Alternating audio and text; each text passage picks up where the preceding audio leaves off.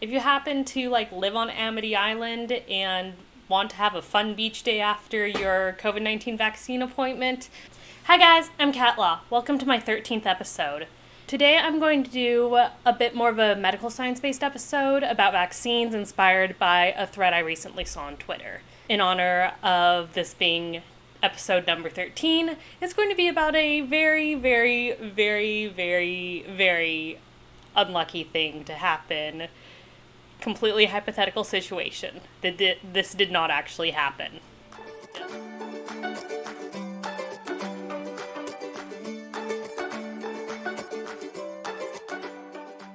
For those of you who are returning, welcome back. And for those of you who are new here, please make sure to subscribe and turn on notifications as I do release content every day or every other day.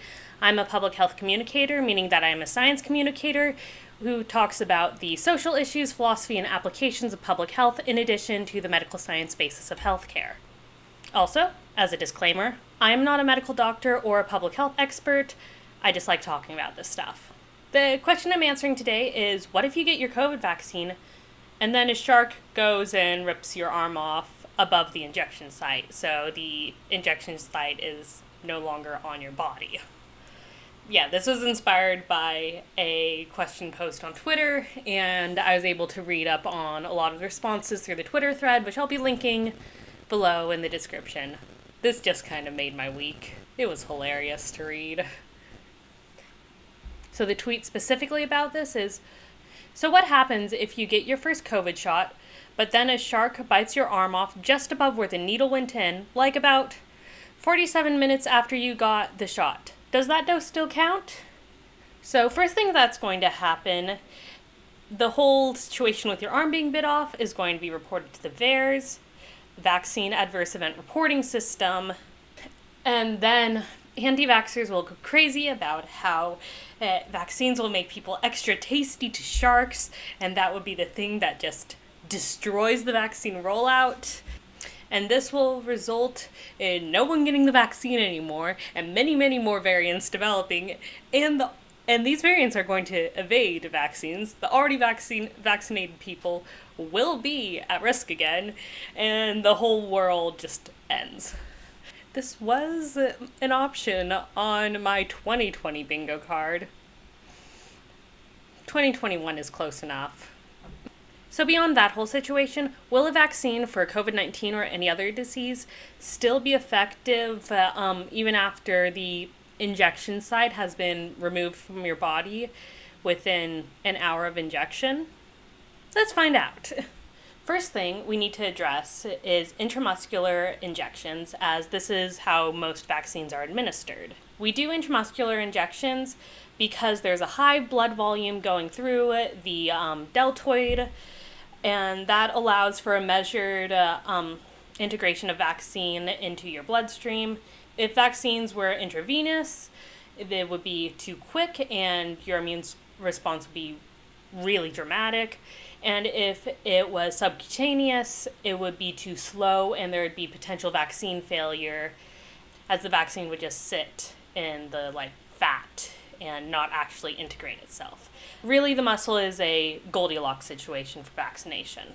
So also, intravenous and subcutaneous injections have more complications associated with it when it comes to vaccines. As I said, there's a risk of vaccine failure with subcutaneous, where it isn't integrated in the body per se, but there's also risk of vaccine failure with intravenous, where your immune response straight away is too strong and you actually don't get antibodies out of it. And then also there's a higher chance of irritation either at the skin level for subcutaneous or within the veins themselves for intravenous. The deltoid muscle, upper arm, is used as a good injection site because it's convenient and there's a large blood flow to the area.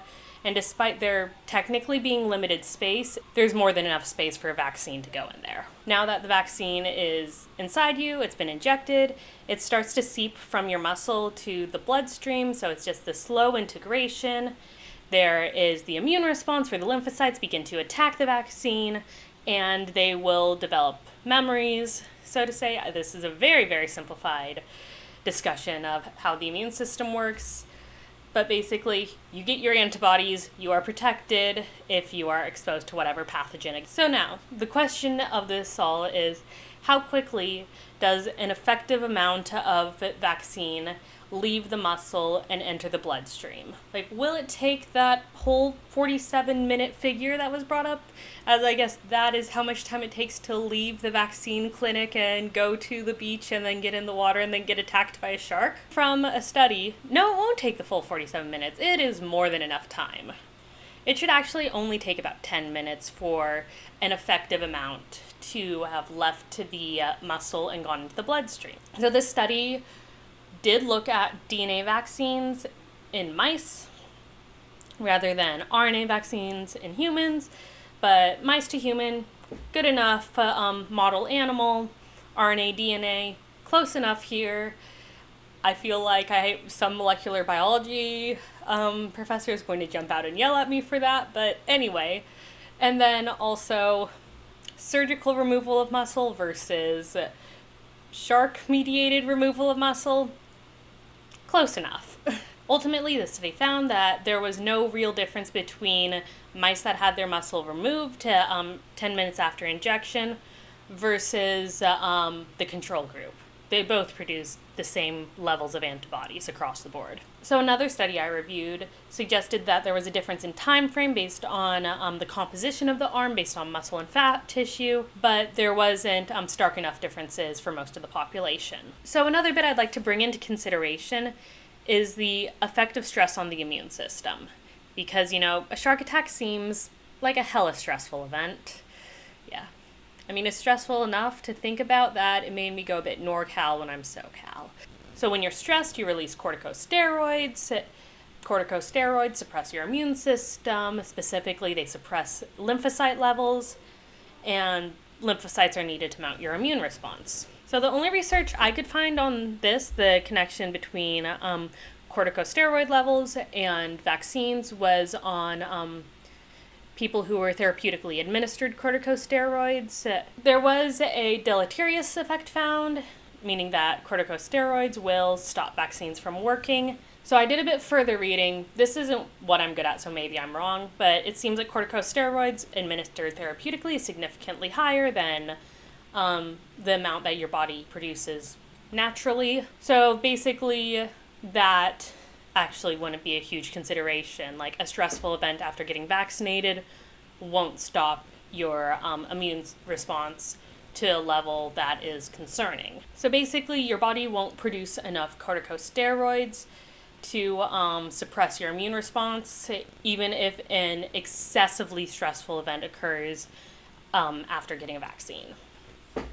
So basically, what we know is that even a 10-minute wait is more than enough for your vaccine to integrate into your body, enough to start mounting an immune response, even if the injection site is somehow removed.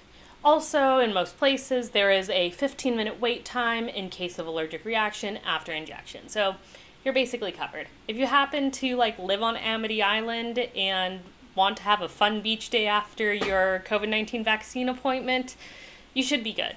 So overall, if you happen to get attacked by a shark less than an hour after your COVID-19 vaccine, you'll be fine. Regarding COVID-19, I don't know what to tell you about the shark attack, because that sucks. Also, I want to bring up that getting your COVID-19 vaccine does not affect the likelihood of you being attacked by sharks or not. You might think it's crazy to make that connection, but when developing and testing vaccines and medication, everything needs to be considered. Researchers need to be thorough, obviously. So, for example, one situation that needed to be investigated during the Moderna vaccine trials was that a participant was struck by lightning 28 days after injection.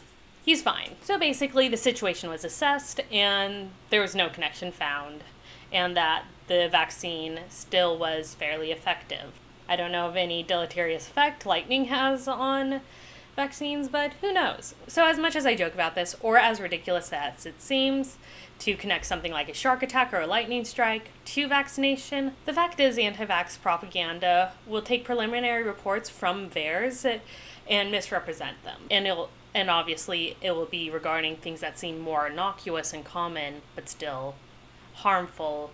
And then these can be taken out of context and made into just bigger misinformation, disinformation, propaganda campaigns. And I just want to make this clear. There have been no deaths connected to the COVID-19 vaccine. There have been deaths after getting COVID-19 vaccines, and those preliminary reports were taken and overblown, but they were found to not be connected. So just seeing these situations where people will overblow reports on VAERS is just a reminder that we need to be thinking critically and assessing the sources of any articles we read, and not going to the source of some random conspiracy theorist on YouTube. I mean, I'm not a conspiracy theorist, but I am a random person on YouTube. This is for entertainment, not education, and I've listed all my sources down in the description. Just look at the source of an article and make sure it's reputable. And that's today's show. Please make sure to like, subscribe, turn on notifications, check out my socials below. I'm on Stereo and Twitter. And until next time, stay safe, wear a mask, get vaccinated, don't get attacked by a shark, and I'll see you later.